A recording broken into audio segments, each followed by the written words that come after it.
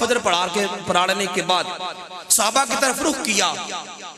रुख कर लेने के बाद सरकार ने पूछा, ऐ सहाबा, आज तुम में से ऐसा शख्स कौन है जो आज रोजा रख के आया है? सहाबा सारे खामोश। बैठने वाले कोई आम नहीं थे। कोई अबू बकर सिद्दीक है तो कोई उमर फारूक है, कोई उस्मान गनी है तो कोई शेर खुदा है, कोई अबू हुरैरा है तो कोई तलहा और जुबैर है।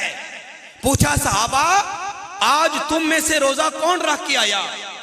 उमर फारूक ने हिम्मत की, आगे बढ़ के कहा, या रसूल अल्लाह, ये रमजान का महीना तो है नहीं। अगर होता तो सबका जवाब लब्बैक में होना था, सबने रोजादार होना था। हुजूर चूंकि ये रमजान के दिन नहीं है, आम हालात हैं, तो आम हालात में नफली रोजा होता है। लगता है कि हुजूर आज हम में से कोई भी रोजा रख के नहीं आया। तभी तो सारे खामोश है। सरकार ने फरमाया, उमर जरा चुप हो जा, मुझे जरा पूछने दे, मुझे दोबारा जरा मालूम करने दे, इनमें एक शख्स ऐसा है जो आज रोजा रख के आया है। उमर जब खामोश हुए, सरकार ने फिर पूछा, है कोई ऐसा बंदा जो आज रोजा रख के आया है? सिद्दीक अकबर ने हाथ बुलंद किया, या रसूल अल्लाह, मैं काफी दिनों से सोच रहा था कि रमजान करीब आने वाला है, रमजान से पहले रोजे रखने की आदत बना लूं। हुजूर, आदत बनाने की खातिर मैं रोजा रखने के बारे में सोच रहा था, तो आज ही से मैंने रोजा रखना शुरू कर दिया है। रात अपने घर वाली से कह के सोया था कि सुबह सहरी के वक्त मुझे उठाना, मैंने आज नफली रोजा रखना है। तो हुजूर, आज मैंने नफली रोजा रखा है। सरकार ने फिर दूसरा सवाल किया, पूछा, है कोई ऐसा बंदा जो आज किसी फकीर को खाना खिला के आया है?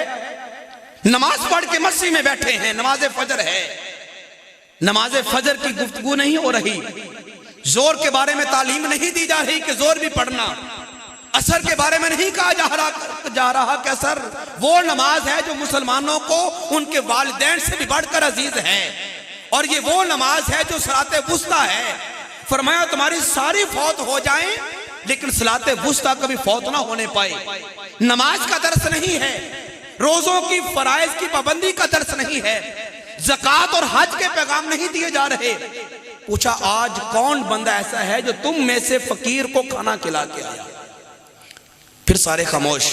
उमर ने फिर हाथ बुलंद किया, अर्ज किया कि या रसूल अल्लाह, अभी सुबह सुबह का वक्त है, अभी नमाज फजर पढ़ने के लिए हम मस्जिद में आए थे, अभी जाएंगे, चूल्हा जलेगा, नाश्ता बनेगा, खाना बनेगा, खुद भी खाएंगे, कोई फकीर आ जाएगा उसे भी दे देंगे।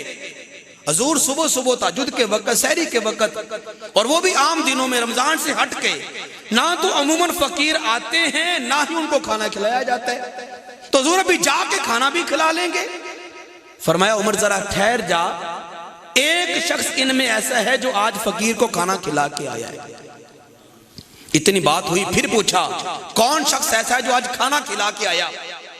सिद्दीक अकबर ने फिर हाथ बुलंद किया, या रसूल अल्लाह, मैं आज मस्जिद में आने से पहले, नमाज फजर की तरफ आने से पहले फकीर को खाना खिला के आया।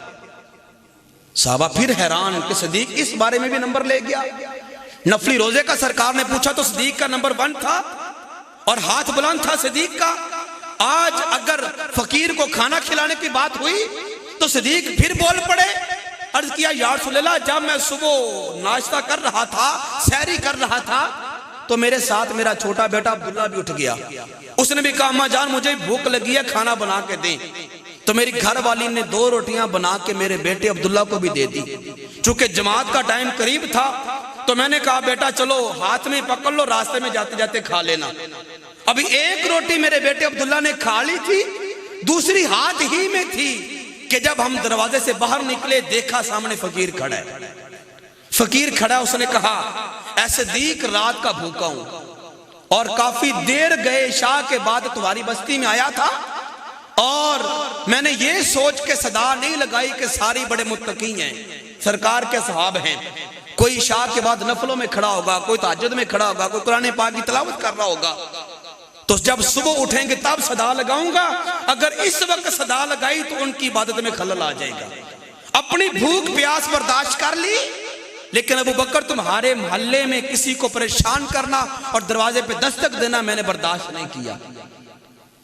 تو صدیق مجھے بھوک بڑی لگی ہے، اگر کچھ کھانے کو ہے تو دے دو۔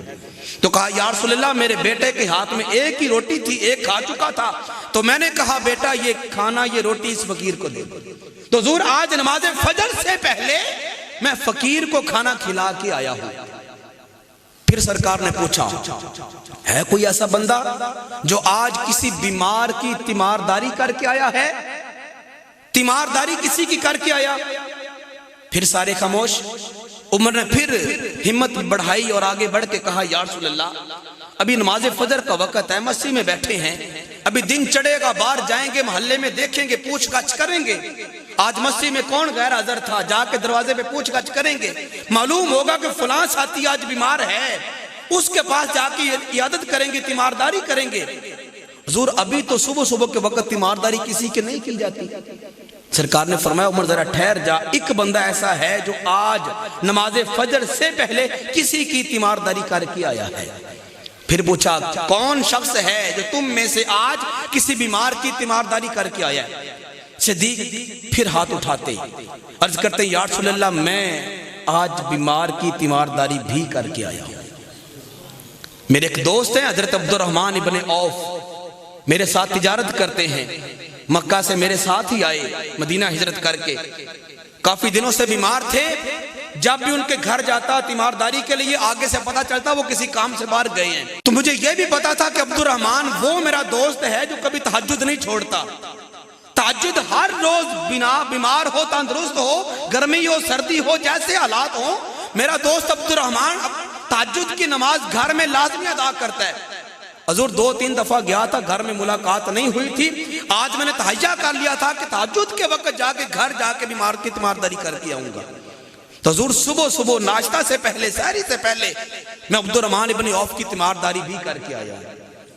اب تیمارداری کرنا کسی کی فرض ہے، کھانا کھلانا کسی کو فرض ہے، عام دنوں میں روزہ رکھنا فرض ہے نہیں ہے، تینوں کام ہی نفلی کام ہے، اور تینوں میں سے ایک تو حقوق اللہ سے تعلق رکھتا ہے روزے رکھنا، اور باقی کے جو 2 کام ہیں وہ حقوق العباد سے تعلق رکھنے والے۔ کسی کو کھانا کھلانا، بھوکے کو کھانا کھلانا، اس کا تعلق بھی حقوق العباد کے ساتھ ہے، اور کسی کی تیمارداری کرنا اس کا تعلق بھی حقوق العباد کے ساتھ ہے۔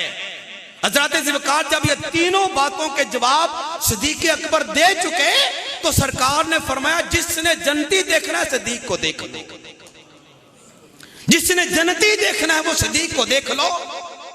صدیق نے فجر پڑھی تھی اس لیے نہیں فرمایا کہ فجر پڑھ کے بیٹھے جنتی ہو گئے، نہیں، وجہ یہ تھی، ریزن یہ سرکار نے بیان فرمایا چونکہ صدیق وہ صدیق ہے جس نے وہ عادات اپنائی ہیں جو میں محمد کو بڑی پسند ہے۔ کسی کی تیمار